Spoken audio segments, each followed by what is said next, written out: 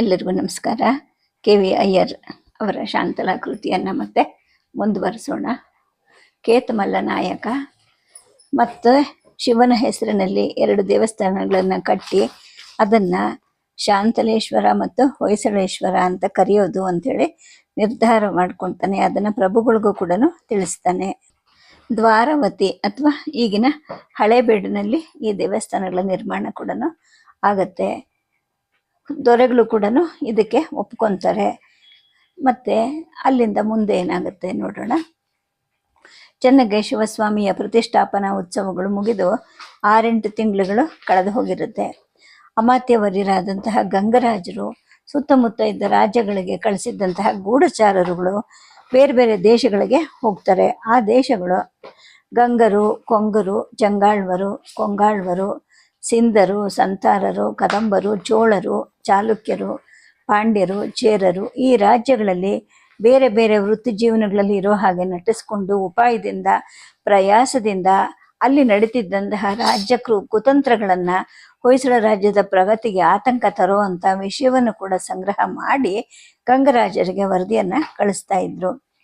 ಕರ್ನಾಟಕ ಚೋಳರು, ಚಾಳುಕ್ಯರು, ತೆಲುಂಗಿ ಚೋಳರು ಸೇರಿಕೊಂಡು ಹೊಯ್ಸಳ ರಾಜ್ಯವನ್ನು ಹರಿದು ತಮ್ಮಲ್ಲಿ ಪಾಲು ಮಾಡ್ಕೊಳ್ಳುವಂತಹ ಒಂದು ಹಂಚಿಕೆ ಮಾಡ್ತಾ ಇದ್ದಿದ್ದು ಕೂಡ ಗಂಗರಾಜರಿಗೆ ಗೊತ್ತಾಗತ್ತೆ. ಚೋಳರ ಆದಿಯಮ, ದಾಮೋದರ, ನರಸಿಂಹವರ್ಮ ಇವರುಗಳು ಉತ್ತರ ದಿಕ್ಕಿನಿಂದ ಹೊಯ್ಸಳ ರಾಜ್ಯದ ಮೇಲೆ ದಂಡೆತ್ತಿ ಬರೋದು. ಅದೇ ಸಮಯಕ್ಕೆ ತೆಲಂಗದ ಚೋಳರು ಕೋಳಾಲಪುರ ಕಡೆಯಿಂದ, ತಮಿಳಿನ ಚೋಳರು ಶಾಲ್ಯ, ಕೊಯಮತ್ತೂರು ಕಡೆಯಿಂದ, ಪಶ್ಚಿಮದ ಕಡೆ ಕೊಂಗಾಳ್ವರರು ಮತ್ತು ಚಂಗಾಳ್ವರರು ಪಶ್ಚಿಮದ ಕಡೆಯಿಂದ ಈ ಥರ ಒಟ್ಟಿಗೆನೆ ಹೊಯ್ಸಳ ರಾಜ್ಯದ ಮೇಲೆ ದಂಡೆತ್ತಿ ಬರುವ ಸಿದ್ಧತೆಯನ್ನು ಒಳಗೊಳಗನೆ ಮಾಡ್ತಾ ಇದ್ರು. ಈ ಸಮಾಚಾರಗಳು ಗೂಢಚಾರರ ಮುಖಾಂತರ ಪ್ರಭುಗಳಿಗೆ ಮತ್ತು ಗಂಗರಾಜರಿಗೂ ಕೂಡ ವರದಿ ಆಗ್ತಾನೆ ಇತ್ತು. ಅಷ್ಟೊತ್ತಿಗಾಗಲೇ ಅಲ್ಲಿ ವರ್ಷಕಾಲ ಪ್ರಾರಂಭ ಆಗುತ್ತೆ. ವರ್ಷಕಾಲ ಅಂದರೆ ಮಳೆಗಾಲ. ಇಷ್ಟರಲ್ಲಿ ಗಂಗರಾಜರು ಎಲ್ಲ ಸೇನಾಧಿಪತಿಗಳನ್ನು ಮತ್ತು ಡಣಾಯಕರನ್ನ ದ್ವಾರವತಿಗೆ ಕರೆಸ್ಕೊತಾರೆ. ಶತ್ರುಗಳು ದಂಡೆತ್ತಿ ಬರೋಕ್ಕೆ ಮುಂಚೆನೆ ನಾವೇ ಅವರನ್ನು ತುಂಡಿಸ್ಬೇಕು, ಚಾಲುಕ್ಯರ ಈ ಕುಹಕವನ್ನು ಮುರಿಲೇಬೇಕು ಅಂತ ಮಾತನಾಡಿ ನಿರ್ಧರಿಸ್ತಾರೆ. ಹೊಯ್ಸಳ ಸೇನೆಯ ಸರ್ವ ಸೇನಾಧಿಪತ್ಯವನ್ನು ಕೂಡ ತಾವೇ ವಹಿಸ್ಕೊತಾರೆ. ಈ ವಯಸ್ಸಲ್ಲಿ ಈ ಶ್ರಮಸಾಧ್ಯವಾದ ಕಾರ್ಯವನ್ನು ನೀವು ಕೈಗೊಳ್ಳೋದು ಸರಿಯಲ್ಲ, ಈ ಸಲ ನಾವೇ ಯುದ್ಧ ಭೂಮಿಗೆ ತೆರಳುತ್ತೀವಿ ಅಂತ ಗಂಗರಾಜರುಗಳಿಗೆ ಪ್ರಭುಗಳು ಹೇಳ್ತಾರೆ. ಆದರೆ ಗಂಗರಾಜರು ಪ್ರಫುಲ್ಲವದನರಾಗೇನೆ ಹೇಳ್ತಾರೆ, ಪ್ರಭುಗಳು ಹಾಗೆ ನಮ್ಮ ಜೊತೆ ಬರೋದು ಅಂದರೆ ವಿಜಯಲಕ್ಷ್ಮಿ ನಮ್ಮ ಜೊತೆ ಬಂದಾಗೆ ಆಗುತ್ತೆ. ನಾನು ಕತ್ತಿ ಹಿಡಿಯೋದು ಇದೇ ಕೊನೆಯ ಸಲ, ಇದಕ್ಕೆ ಅಡ್ಡಿ ತರಬೇಡಿ. ನಮ್ಮ ದೇಶದ ಸುತ್ತ ಹೆಬ್ಬುಲಿಗಳು ಹೆಚ್ಕೊಂಡಿವೆ, ಇವುಗಳನ್ನ ಬೇಟೆ ಆಡಿ ನಿಗ್ರಹಿಸಲೇಬೇಕು. ಅದುವರೆಗೂ ನನ್ನ ಈ ಕತ್ತಿಯನ್ನು ಓರೆಗೆ ಹಾಕೋದಿಲ್ಲ ಅಂತ ಹೇಳಿಬಿಟ್ಟು ಗಂಗರಾಜರು ತಮ್ಮ ಕತ್ತಿಯನ್ನು ಓರೆಯಿಂದ ಎಳೆದು ಪ್ರಭುಗಳ ಎದುರಿಗೆ ವೀರ ಪ್ರತಿಜ್ಞೆಯನ್ನು ಕೂಡ ಮಾಡ್ತಾರೆ. ಇನ್ನು ವರ್ಷಕಾಲ ಮುಗಿಯಕ್ಕೆ ಬರುತ್ತವೆ. ಗಂಗರಾಜರ ಜೊತೆಗೆ ಡಣಾಯಕರುಗಳಾದಂತಹ ಮಾರಸಿಂಗಮಯ್ಯ, ಪುನೀಸ, ಬೊಕ್ಕಣ, ಕೇತಮಲ್ಲ ಇವರುಗಳು ಯುದ್ಧ ಭೂಮಿಗೆ ಹೊರಡಕ್ಕೆ ಸಿದ್ಧವಾಗ್ತಾರೆ.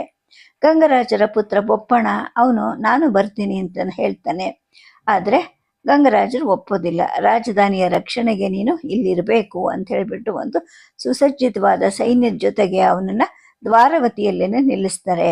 ಈ ದಂಡಯಾತ್ರೆಗೆ ಹೊರಟಿದ್ದ ಸೈನ್ಯ ಸುಮಾರು 15,000ದಷ್ಟಿರುತ್ತೆ. ಇದರ ಜೊತೆಯಲ್ಲಿ ಸಿಬ್ಬಂದಿಗಳು, ಆನೆ, ಕುದುರೆ, ಎತ್ತು, ಹಾಲು ಕರಿತಕ್ಕಂತಹ ಹಸುಗಳು, ವಿವಿಧ ಕೆಲಸಗಾರರು, ಅಸ್ತ್ರಶಸ್ತ್ರಗಳನ್ನು ಹದ ಮಾಡಿ ಒದಗಿಸುವಂಥವರು, ರಣವೈದ್ಯರುಗಳು, ಪ್ರಾರ್ಥನೆಗಳನ್ನು ಮಾಡಿಸ್ತಕ್ಕಂತಹ ಕಟಿಕಾಚಾರ್ಯರು, ಅಡುಗೆ ಮಾಡೋರು, ಸೇವಕರು, ಆಹಾರ ಸಾಮಗ್ರಿಗಳು ಎಲ್ಲ ಸೇರಿ ಸಮುದ್ರದ ಹಾಗೆ ಅಗಾಧ ಆಗ್ತಾ ಹೋಗುತ್ತೆ. ಇದಕ್ಕೆ ಮೊದಲು ಈ ಇಡೀ ಸೈನ್ಯಕ್ಕೆ ಸುಮಾರು 6 ತಿಂಗಳ ಕಾಲ ಹಗಲು ಇರುಳು ಅಂದೇ ಗಂಗರಾಜರ ನೇತೃತ್ವದಲ್ಲಿ ಕಠಿಣ ಯುದ್ಧ ಶಿಕ್ಷಣ ನಡೀತಾ ಇರುತ್ತೆ. ವಿಜಯದಶಮಿಯ ಸುಮುಹೂರ್ತದಲ್ಲಿ ವಿಜಯ ಯಾತ್ರೆ ಹೊರಡೋಕ್ಕೆ ನಿಶ್ಚಯ ಆಗತ್ತೆ. ಏಕೆಂದರೆ ಆ ಮುಹೂರ್ತ ಪ್ರಭುಗಳ ಜನ್ಮ ತಾರೆಗೂ ಕೂಡ ಚೆನ್ನಾಗಿ ಕೂಡಿ ಬಂದಿರುತ್ತೆ. ಹೊರಡೋಕ್ಕೆ ಮುಂಚೆ ಪ್ರಭುಗಳು ವಿನಾಯಕ, ವಾಸಂತಿಕಾದೇವಿ, ಮಹಾವಿಷ್ಣು, ಮಹೇಶ್ವರ ಇವರನ್ನು ಪೂಜಿಸಿ ಶಾಂತಲೆ ಲಕ್ಷ್ಮಿಯರನ್ನು ನೋಡ್ಲಿಕ್ಕೆ ಅಂತ ಹೋಗ್ತಾರೆ. ದೇವಿಯರು ಪ್ರಭುಗಳಿಗೆ ಮಂಗಳ ಆಗಲಿ ಅಂತ ಹೇಳ್ಬಿಟ್ಟು ಆರತಿ ಬೆಳಗ್ತಾರೆ, ಶುಭ ಕೂರ್ತಾರೆ. ಶಾಂತಲೆ ಅರಸನಿಗೆ ವಿಜಯ ಮಾಲಿಕೆಯನ್ನು ಹಾಕ್ತಾಳೆ, ಪಟ್ಟಗತ್ತಿಯನ್ನು ಕೈಗೆ ಕೊಟ್ಟು ವಿಜಯವನ್ನು ಕೋರ್ತಾಳೆ. ಇತರ ರಾಣಿಯರು ಕೂಡ ಪ್ರಭುಗಳಿಗೆ ವಿಜಯವನ್ನ ಕೋರ್ತಾರೆ. ಪ್ರಭುಗಳು ಎಲ್ಲ ಸತಿಯರ ಜೊತೆಗೆ ಸರಸವಾಗಿ ಮಾತಾಡ್ತಾರೆ. ತಾವು ಎಷ್ಟು ದೂರದಲ್ಲಿ ಇದ್ರೂ ಕೂಡ ಅರಮನೆಯಿಂದ ತಾವಿರೋ ಅಲ್ಲಿಗೆ, ಹಾಗೆ ಅಲ್ಲಿಂದಲೂ ಇಲ್ಲಿಗೆ ಜಾಗೃತಿಯಾಗಿ ಸಮಾಚಾರಗಳನ್ನ ತರಿಸ್ಕೊಳ್ಳೋದು ಮತ್ತು ಕೊಟ್ಟು ಕಳಿಸುವಂತಹ ಏರ್ಪಾಟುಗಳನ್ನ ಮಾಡ್ತೀವಿ ಅಂತ ಹೇಳ್ಬಿಟ್ಟು ಆ ನಂತರ ರಾಜಮಾತೆಯ ದರ್ಶನ ಆಶೀರ್ವಾದಕ್ಕೆ ಅಂತ ಹೋಗ್ತಾರೆ. ರಾಜಮಾತೆ ಪುತ್ರನನ್ನ ಆಲಂಗಿಸ್ತಾಳೆ, ತಲೆ ಮೇಲೆ ಕೈ ಇಟ್ಟು ಭಗವಂತ ಕಾಪಾಡ್ಲಿ ಅಂತೇಳಿ ಹರಿಸ್ತಾರೆ. ಭಗವಂತನನ್ನ ಬೇಡಿ ರಕ್ಷೆಯನ್ನು ಕೂಡ ಇಡ್ತಾರೆ. ಪ್ರಭುಗಳು ಕುವರನನ್ನ ಕರೆಸ್ತಾರೆ. ಅರಮನೆಯ ರಕ್ಷಣೆಯನ್ನ ಅವನಿಗೊಪ್ಪಿಸಿ ಪ್ರೀತಿಯಿಂದ ಅವನನ್ನ ಆಲಂಗಿಸಿ ಆ ನಂತರ ಗಂಗರಾಜರ ಜೊತೆಗೆ ಆನೆ ಮೇಲೆ ಕೂತ್ಕೊಂಡು ಸೈನ್ಯ ಸಿದ್ಧವಾಗಿ ನಿಂತಿರೋ ಕಡೆಗೆ ಹೊರಡ್ತಾರೆ. ಉದ್ದಕ್ಕೂ ನಿಂತಿದ್ದ ಸೇನೆಯನ್ನು ಅವರು ಪರಾಂಬರಿಸ್ತಾರೆ. ಇಷ್ಟು ಹೊತ್ತಿಗೆ ಕಟಕಾಚಾರ್ಯರು ರಣಗಂಬವನ್ನು ನೆಟ್ಟು ಪೂಜಿಸಿ ವಿಜಯವನ್ನು ಕೋರಿ ಪ್ರಾರ್ಥನೆಗಳನ್ನು ಕೂಡ ಸಲ್ಲಿಸಿರ್ತಾರೆ. ರಣಗಂಬದ ಹತ್ತಿರಕ್ಕೆ ಪ್ರಭುಗಳು ಬಂದಾಗ ಮಹಾವಾದ್ಯಗಳು ಮೊಳಗಕ್ಕೆ ಶುರು ಆಗುತ್ತೆ, ಮಹಾ ಆರತಿ ಬೆಳಗತ್ತೆ. ಆಗ ಕೆಂಪು ವಸ್ತ್ರವನ್ನು ಧರಿಸಿ ಕೆಂಪು ಕಣಗಿಲೆ ಹೂಗಳ ಮಾಲೆಗಳಿಂದ ಅಲಂಕೃತನಾಗಿ ದೇಹಕ್ಕೆಲ್ಲ ಕುಂಕುಮವನ್ನು ಪೂಸಿಕೊಂಡು ಹೊಸದಾಗಿ ಸಾಣೆ ಹಿಡಿದಿದ್ದ ಕತ್ತಿಯನ್ನು ಕೈಯಲ್ಲಿ ಹಿಡ್ಕೊಂಡು ರಣಕೇಕೆಯನ್ನು ಹಾಕ್ತಾ ಬೋಕಿಮಯ್ಯ ಅಲ್ಲಿಗೆ ಬರ್ತಾನೆ. ಈತ ಬಂದವನೇ ಪ್ರಭುಗಳಿಗೆ ಅಡ್ಡ ಬೀಳ್ತಾನೆ. ಆ ನಂತರ ರಣಗಂಬಕ್ಕೆ 3 ಸಲ ಸುತ್ತು ಬರ್ತಾನೆ. ಬಲವಾಗಿ ಕೇಕೆ ಹಾಕ್ತಾ ಇರ್ತಾನೆ. ರಣಭೇರಿ, ಕೊಂಬು, ಕಹಳೆ, ತುಮುಲು, ತಮ್ಮಟೆಗಳು ಕಿವಿ ಚಿಟ್ಟಾಗೋ ಹಾಗೆ ಮುರಿಯುತ್ತವೆ. ಎಲ್ಲರೂ ನೋಡ್ತಾ ಇದ್ದಾಗೇನೆ ಬೋಕಿಮಯ್ಯ ಎಡಕೈಯಿಂದ ತನ್ನ ಶಿಖೆಯನ್ನು ಬಲವಾಗಿ ಹಿಡ್ಕೊಂಡು ಬಲಗೈಯಿಂದ ಒಂದೇ ಬೀಸಿಗೆ ತನ್ನ ಶಿರಸ್ಸನ್ನ ಕತ್ತರಿಸ್ಕೊಳ್ತಾನೆ. ರುಂಡದಿಂದ ಬೇರೆಯಾದ ಮುಂಡ ಕುತ್ತಿಗೆಯಿಂದ ರಕ್ತ ಕಾರಂಜಿ ಚಿಮ್ಮುತ್ತೆ. ರುಂಡ ರಣಗಂಬದ ತಳಕ್ಕೆ ಉರುಳುತ್ತೆ. ಮುಂಡವು ಕೂಡ ತಕತಕನೆ 10 ಹೆಜ್ಜೆ ಕುಣಿದು ಕುಸಿಯುತ್ತೆ. ಅಂದ್ರೆ ಬೋಕಿಮಯ್ಯ ಅಂದ್ರೆ ರಾಜ್ಯಕ್ಕೋಸ್ಕರ ತನ್ನನ್ನೇ ತಾನೇ ಬಲಿ ಕೊಡ್ತಕ್ಕಂತಹ ವ್ಯಕ್ತಿ ಅವನು. ಸೈನ್ಯವೆಲ್ಲ ಮಹಾಧ್ವನಿ ಜೊತೆಗೆ ಜಯಕಾರ ಮಾಡುತ್ತೆ. ಈ ಮಹಾಶಬ್ದಕ್ಕೆ ಕುದುರೆಗಳು ಕೆನೆಯುತ್ತವೆ, ಎತ್ತುಗಳು ಗೂಳಿಗಳು ಗುಡರ ಹಾಕತ್ವೆ, ಆನೆಗಳು ಗೇಲಿಡುತ್ತವೆ, ರಣವಾದ್ಯಗಳು ಕೂಡ ಮುರಿಯುತ್ತವೆ. ಈ ತರ ರಣಬಲಿಯಾದಂತಹ ಬೋಕಿಮಯ್ಯನ ಹೆಂಡತಿ ಮಕ್ಕಳಿಗೆ ಪ್ರಭುಗಳು ಒಂದು ಗ್ರಾಮವನ್ನ ಉಂಬಳಿಯಾಗಿ ಕೊಡ್ತಾರೆ. ರಣಬಲಿಯಾದ ಬೋಕಿಮಯ್ಯನ ಹೆಸರಲ್ಲಿ ಒಂದು ವೀರಗಲ್ಲನ್ನು ಕೂಡ ನಡೆಸ್ತಾರೆ. ಈ ತರ ಬೋಕಿಮಯ್ಯ ವೀರ ಸ್ವರ್ಗಕ್ಕೆ ನಡೀತಾನೆ. ಪ್ರಭುಗಳು ಗಂಗರಾಜರು ಕೂತ್ಕೊಂಡಿದ್ದಂತಹ ಒಂದು ದೊಡ್ಡ ಆನೆ ಸೊಂಡಿಲಿನ ಮೇಲಕ್ಕೆತ್ತಿ ದೊಡ್ಡದಾಗಿ ರಣೋತ್ಸಾಹದ ಕೂಗು ಹಾಕ್ತಾ ವೇಗವಾಗಿ ಮುಂದೆ ಮುಂದೆ ನಡೆಯುತ್ತೆ. ಅದರ ಹಿಂದೆ ಹೊಯ್ಸಳರ ಮಹಾಸೇನೆ ಪ್ರಳಯ ಜಲ ನುಗ್ಗದ ಹಾಗೆ ಶತ್ರು ರಾಜ್ಯಗಳ ಮೇಲೆ ದಾಳಿಗೆ ಅಂತ ಹೊರಡುತ್ತೆ. ಹಲವು ದಿನಗಳ ಪ್ರಯಾಣ ಮಾಡಿ ಈ ಹೊಯ್ಸಳ ಸೇನೆ ತಲವನಪುರದ ಹತ್ರ ಇರೋ ಕಾವೇರಿಯ ಆಚೆ ದಡದಲ್ಲಿ ಪಾಳಿಯ ಬೀಳುತ್ತೆ. ಅಷ್ಟೊತ್ತಿಗೆ ರಾಷ್ಟ್ರಕೂಟ ಗಂಗರು ಚೋಳರ ಸಾಮಂತರಾಗಿ ಹೋಗಿರ್ತಾರೆ. ತಲವನಪುರದ ಗಂಗರಸ ದಾಮೋದರ ತನ್ನ ಸಹಾಯಕ್ಕೆ ಅಂತ ಇದೇ ಚೋಳರ ಪ್ರಚಂಡ ಸೇನಾಧಿಪತಿ ಅನ್ನಿಸ್ಕೊಂಡಿದ್ದಂತಹ ಆದಿಯಮನನ್ನ ಕರೆಸ್ಕೊಂಡಿರ್ತಾನೆ. ಈ ಆದಿಯಮ ಕೂಡ ತನ್ನ ಮಹಾ ಸೈನ್ಯದ ಜೊತೆಗೆ ಕಾವೇರಿಯ ಈಚೆ ತೀರದಲ್ಲಿ ತಲವನಪುರದ ರಕ್ಷಣೆಗೆ ಅಂತ ಹೇಳ್ಬಿಟ್ಟು ಸಿದ್ಧವಾಗಿ ನಿಂತಿರ್ತಾನೆ. ನೀನು ನಮಗೆ ಶರಣಾಗೋದು ಲೇಸು ಅಂತ ಹೇಳ್ಬಿಟ್ಟು ಗಂಗರಾಜರು ದಾಮೋದರನಿಗೂ ಮತ್ತು ಆದಿಯಮನಿಗೂ ಹೇಳಿ ಕಳಿಸ್ತಾರೆ. ಯುದ್ಧ ಮಾಡಿ ಗೆದ್ಕೊಳ್ಳಿ ಅನ್ನೋ ಉತ್ತರವನ್ನ ಆದಿಯಮ ಕಳಿಸ್ತಾನೆ. ಆ ಸಮಯದಲ್ಲಿ ಹಸ್ತ ಚಿತ್ತ ಮಳೆಗಳು ಹುಚ್ಚಾಗಿ ಹೋಯ್ತಾ ಇರುತ್ತವೆ. ಕಾವೇರಿಯಲ್ಲಿ ಹೆಚ್ಚು ಪ್ರವಾಹ ಇರುತ್ತೆ. ಇದೇನೆ ಆದಿಯಮ ಮತ್ತು ದಾಮೋದರರಿಗೆ ಹೆಚ್ಚಿನ ಧೈರ್ಯ ಇರುತ್ತೆ. ಯಾಕೆಂದ್ರೆ ಇಂತಹ ನದಿಯನ್ನು ದಾಟಿ ಶತ್ರು ಸೈನ್ಯ ಬರೋಕ್ಕೆ ಸಾಧ್ಯವೇ ಇಲ್ಲ ಅಂತ ಅವರು ಎಣಿಸಿರ್ತಾರೆ. ಯಾಕೆಂದ್ರೆ ತುಂಬಾ ಪೂರ್ಣ ಪ್ರವಾಹದಲ್ಲಿ ಕಾವೇರಿ ಇರುತ್ತೆ. ಇಂತಹ ಸಮಯದಲ್ಲಿ ಅದನ್ನ ದಾಟಕ್ಕೆ ಹೋಗೋದು ಉದ್ದಟತನ ಅಂತ ಹೇಳ್ಬಿಟ್ಟು ಗಂಗರಾಜರು ಅರಿತಿರ್ತಾರೆ.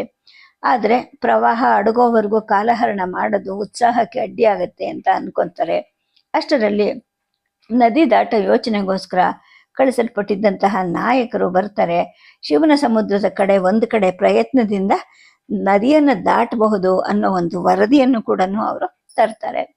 ಆಗ ಗಂಗರಾಜರು ಮತ್ತು ಪ್ರಭುಗಳು ಬೆಳಗ್ಗೆ ನದಿಯಲ್ಲಿ ಸ್ನಾನ ಮಾಡ್ತಾರೆ. ದಾರಿ ತೋರು ತಾಯಿ ಅಂತ ಕಾವೇರಿಯನ್ನು ಪ್ರಾರ್ಥಿಸಿ ಭಕ್ತಿಯಿಂದ ಉಪವಾಸ ವ್ರತವನ್ನ ಆಚರಿಸಿ ಧ್ಯಾನದಲ್ಲಿ ಕೂತ್ಕೊಂತಾರೆ. ಸಂಜೆ ಹೊತ್ತಿಗೆ ಎಲ್ಲರಿಗೂ ಆಶ್ಚರ್ಯ ಆಗೋ ಹಾಗೆ ನದಿನಲ್ಲಿ ಒಂದು ಬಾಣದಷ್ಟು ಪ್ರಮಾಣ ನೀರು ಕಡಿಮೆ ಆಗುತ್ತೆ. ರಾತ್ರಿ ಹೊತ್ತಿಗೆ ಇನ್ನೂ ಒಂದು ಅರ್ಧ ಧನಸ್ಸಿನಷ್ಟು ಕಡಿಮೆ ಆಗಬಹುದೇ ಅನ್ನೋ ಒಂದು ಭರವಸೆನೂ ಎಲ್ಲರಿಗೂ ಬರುತ್ತೆ. ದೈವ ತಮ್ಮ ಪಾಲಿಗೆ ಇದೆ ಅಂತ ಹೇಳ್ಬಿಟ್ಟು ಹೊಯ್ಸಳ ಸೈನಿಗೂ ಕೂಡ ಧೈರ್ಯ ಬರುತ್ತೆ. ಹೊಯ್ಸಳರ ಸೇನೆಗೆ ಒಂದು ಆಶಾಕಿರಣ ಮೂಡ್ತಾ ಹೋಗುತ್ತೆ. ಅರ್ಧ ರಾತ್ರಿಗೆ ಸ್ವಲ್ಪ ಮುಂಚೆ ನದಿ ಪ್ರವಾಹ ಇನ್ನೂ 1 ಮೊಳದಷ್ಟು ಕಡಿಮೆ ಆಗತ್ತೆ. ಆಗ ಗಂಗರಾಜರು ಸೈನ್ಯವನ್ನು ಇಬ್ಬಾಗ ಮಾಡ್ತಾರೆ. ಅರ್ಧ ಸೈನ್ಯವನ್ನ ಪುನೀಸನ ಕೈಗೆ ಕೊಡ್ತಾರೆ. ಶಿವನ ಸಮುದ್ರದ ಹತ್ರ ಜಾಗರೂಕತೆಯಿಂದ ಸುರಕ್ಷಿತವಾಗಿ ಬೆಳಗಾಗ ಮುಂಚೆ ಆಚೆ ದಡವನ್ನ ಸೇರಿ ಸೂರ್ಯೋದಯವಾದ 1-2 ಗಂಟೆ ಒಳಗಡೆ ಆದಿಯಮನ ಸೈನ್ಯವನ್ನ ಹಿಂದುಗಡೆಯಿಂದ ಬಲವಾಗಿ ಮುತ್ತಿ ಕೊಚ್ಚಬೇಕು ಅಂತ ಆಜ್ಞೆ ಮಾಡಿ ಮಿಕ್ಕ ಅರ್ಧ ಸೈನ್ಯವನ್ನ ಮತ್ತು ಭಾರವಾದ ರಥ ಇತರ ಸಾಮಗ್ರಿಗಳನ್ನ ಅಲ್ಲಿಂದಲೇ ದಡ ದಾಟಿಸ್ತಕ್ಕಂತಹ ಒಂದು ಕೆಲಸದಲ್ಲಿ ತಾವು ತೊಡಗ್ತಾರೆ. ಎತ್ತರವಾದ 4 ಸಲಗಗಳನ್ನ ಆಯ್ಕೊಂತಾರೆ. ಅಗಲವಾದ ಮರದ ಹಲಗೆಗಳನ್ನ ಅವುಗಳ ದಂತಕ್ಕೆ ಸರಿಯಾಗಿ ರಂಧ್ರ ಮಾಡಿ ಜೋಡಿಸಿ ಅವನ್ನ ಹಿಂದಿನಿಂದ ಅವುಗಳ ಕುತ್ತಿಗೆಗೆ ಬಿಗಿತಾರೆ. ಶತ್ರುಗಳ ಶರಗಳಿಂದ ಅವುಗಳಿಗಾಗ್ಲಿ ಅಥವಾ ಅವುಗಳ ಹಿಂದೆ ರಕ್ಷಣೆ ಪಡೆದು ಮುಂದುವರೆತಿದ್ದ ಸೈನ್ಯಕ್ಕಾಗ್ಲಿ ಏನೊಂದು ಅಪಾಯ ಇಲ್ಲದ ಹಾಗೆ ಮಾಡಿ ಆ ಕತ್ತಲಲ್ಲಿ ನಿಧಾನವಾಗಿ ನದಿ ಒಳಗೆ ಇಳಿಸ್ತಾರೆ. ಆಚೆ ದಡದವರೆಗೂ ನಡೆಸ್ಕೊಂಡು ಹೋಗಿ ಕಾಡಿನ ಮರೆಯ ಒಂದು ಪ್ರದೇಶದಲ್ಲಿ ನಿಲ್ಲಿಸ್ತಾರೆ. ಮಿಕ್ಕ ಆನೆಗಳಿಂದ ದಡದ ಮೇಲಿದ್ದ ಸಣ್ಣ ದೊಡ್ಡ ಮರಗಳನ್ನು ಉರುಳಿಸಿ ಆ ಮರಗಳನ್ನ ನದಿಯಲ್ಲಿ ಬಂಡೆಗಳಿದ್ದ ಕಡೆ ಇರುಕುಗಳಲ್ಲಿ ಸೇರಿಸ್ತಾರೆ. ಈ ತರ ಒಬ್ಬೊಬ್ಬ ಸೈನಿಕ ಕೂಡ ಮರಗಳನ್ನ ಹೊತ್ತು ನದಿಯ ಮುದ್ದಕ್ಕೂ ಸುರಿತಾರೆ. ನದಿಯಲ್ಲಿ ಹೀಗೆ ಒಂದು ದಾರಿಯನ್ನ ಅವರೇ ಕಲ್ಪಿಸ್ಕೊಂತಾರೆ. ನದಿಯಲ್ಲಿ ಇಷ್ಟೊತ್ತಿಗೆ ಪ್ರವಾಹನೂ ಕಡಿಮೆ ಆಗಿರುತ್ತೆ. ಎಲ್ಲ ಸಾಮಾನುಗಳನ್ನ ಕುದುರೆಗಳು ಆನೆಗಳ ಬೆನ್ನಿನ ಮೇಲೇನೆ ಆಚೆ ದಡಕ್ಕೆ ಸಾಗಿಸ್ತಾರೆ. ಕೆಲಸ ವಿಪರೀತ ಕಷ್ಟಕರವಾಗಿರುತ್ತೆ. ಆದ್ರೆ ಎಷ್ಟೇ ಕಷ್ಟಕರವಾಗಿದ್ರು ಕೂಡ ಪ್ರಭುಗಳಾಗ್ಲಿ ಗಂಗರಾಜರಾಗ್ಲಿ ಹಿಂತೆಗೆಯುವಂತಹ ಸ್ವಭಾವದವರು ಅಲ್ಲ. ಬೆಳಕು ಹರಿಯೋಕ್ಕೆ ಮುಂಚೆನೆ ಹೊಯ್ಸಳ ಸೈನ್ಯ ಸದ್ದಿಲ್ದೆ ಆಚೆ ದಡವನ್ನ ಸೇರುತ್ತೆ. ಕಾಡಿನ ಮರಗಳ ಮರಿಯಲ್ಲಿ ಸಜ್ಜುಗೊಳ್ಳುತ್ತವೆ. ಹೊಯ್ಸಳ ಸೇನೆಯ ಎಲ್ಲ ನದಿಯನ್ನ ದಾಟಿ ಬಂದ ಮೇಲೆ ಆದಿಯಮ ಎಚ್ಚೆತ್ಕೊಳ್ತಾನೆ.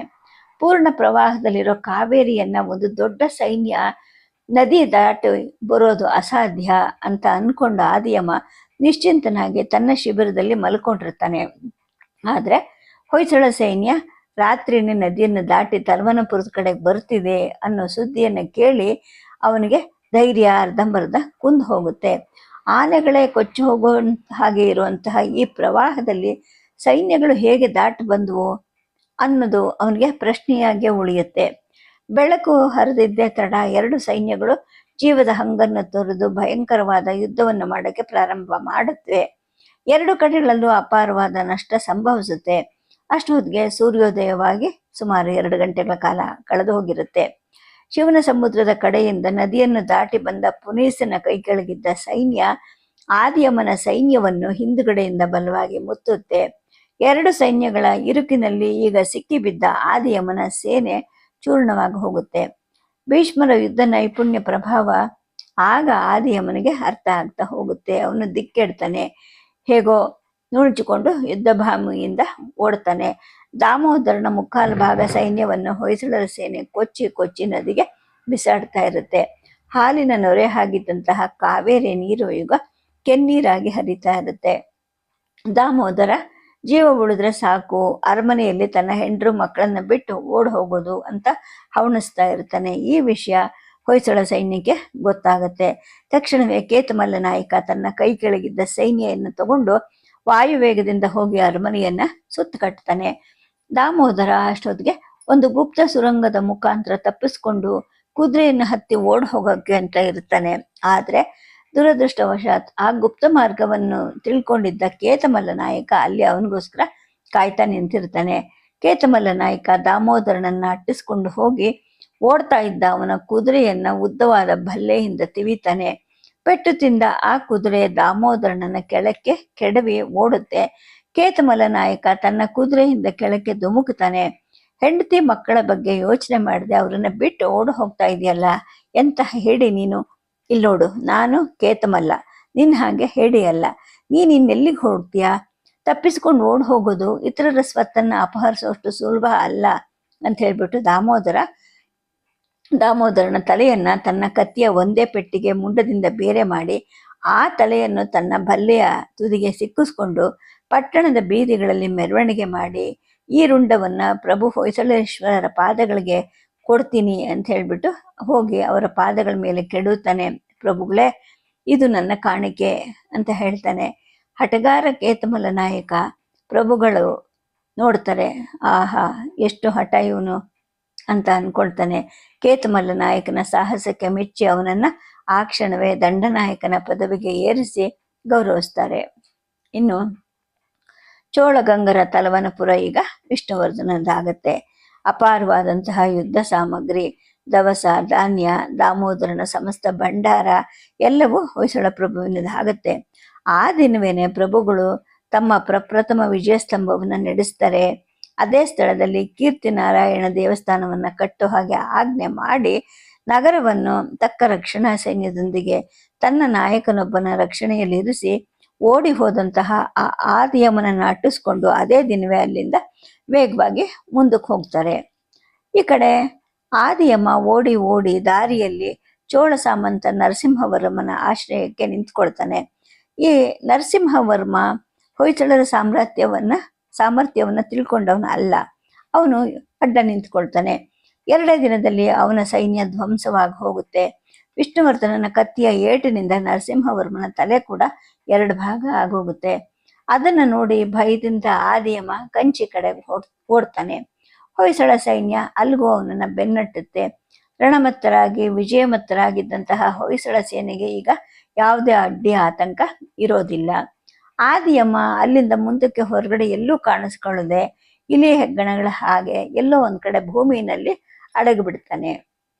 ಇನ್ನು ಪ್ರಭುಗಳು ತಮ್ಮ ತಂದೆ ಎರೆಯಂಗರ ಹಾಗೇನೆ ಕಂಚಿಯ ವರದರಾಜ ಸ್ವಾಮಿಗೆ, ಕಾಮಾಕ್ಷಿ ದೇವಿಗೆ ಅನೇಕ ವಸ್ತುಗಳು ಮತ್ತು ವಸ್ತ್ರಾಲಂಕಾರಗಳನ್ನು ಒಪ್ಪಿಸ್ತಾರೆ. ಅದೇ ದಿನಗಳಲ್ಲಿನೇ ಪ್ರಭುಗಳ ಬೊಕ್ಕಸದ ಹಣದಿಂದ ಮೇಲುಕೋಟೆಯಲ್ಲಿ ಕೂಡ ಚಲುವನಾರಾಯಣ ದೇವಸ್ಥಾನ ಕಟ್ಟಲ್ಪಡ್ತಾ ಇರುತ್ತೆ. ಶ್ರೀರಂಗಪಟ್ಟಣದ ಹತ್ರ ಇರೋ ತೊಂಡನೂರಲ್ಲೂ ಕೂಡ ನಾರಾಯಣ ದೇವಾಲಯ ಕಟ್ಟಿಸ್ತಾ ಇರ್ತಾರೆ. ಪ್ರಭುಗಳು ಮೇಲುಕೋಟೆಯ ಒಂದು ಶಿವಾಲಯಕ್ಕೂ ಕೂಡ ದತ್ತಿ ಕೊಡ್ತಾರೆ. ಈ ತರ ಸರ್ವಮತ ಸಮದೃಷ್ಟಿ ಉಳ್ಳಾತನಿಗೆ, ಭೇದರಹಿತನಿಗೆ, ದೈವವನ್ನು ಸರ್ವ ವಸ್ತುಗಳಲ್ಲಿಯೂ ನೋಡ್ತಕ್ಕಂತಹ ಈ ವ್ಯಕ್ತಿಗೆ ವಿಜಯಲಕ್ಷ್ಮಿ ಒಲ್ದಿರೋದ್ರಲ್ಲಿ ಯಾವುದೇ ಒಂದು ಆಶ್ಚರ್ಯ ಅನ್ನೋದು ಇರೋದಿಲ್ಲ. ಇನ್ನು ಪ್ರಭುಗಳು ಕಂಚಿಯಿಂದ ಮಧುರ ಕಡೆಗೆ ಹೋಗ್ತಾರೆ. ಅಲ್ಲಿ ಪಾಂಡ್ಯರಾಜನಿಂದ ಕಪ್ಪವನ್ನ ತಗೊಂಡು ಅಲ್ಲಿಂದ ದಕ್ಷಿಣ ಸಮುದ್ರ ತೀರವನ್ನು ಸೇರಿ ಅಲ್ಲಿ ತನ್ನ ಜಯಸ್ತಂಭವನ್ನ ನಡೆಸಿ ಮತ್ತೆ ಕಂಚಿಗೆ ಬಂದು ದೇವಾಲಯದಲ್ಲಿದ್ದ ಮಹಾದುಂದುವಿಯನ್ನ ಬಾರಿಸ್ತಾರೆ. ಇದರ ಅರ್ಥ ಹೊಯ್ಸಳರ ಒಡೆತನವನ್ನ ದಕ್ಷಿಣದ ಅರಸರೆಲ್ಲರೂ ಒಪ್ಕೋಬೇಕು ಅಂತ. ಆದ್ರೆ ಇದರಿಂದ ದಕ್ಷಿಣದ ಅಧಿಪತಿಗಳೆಲ್ಲರಿಗೂ ಕೂಡ ಅಸೂಯೆ, ಕ್ರೋಧಗಳು ಉಂಟಾಗತ್ತೆ. ಅದರಲ್ಲಿ ಕೊಂಗ ದೇಶದ ಅರಸರಿಗೆ ವಿಪರೀತ ಸಿಟ್ಟು ಬರಕ್ಕೆ ಶುರುವಾಗತ್ತೆ.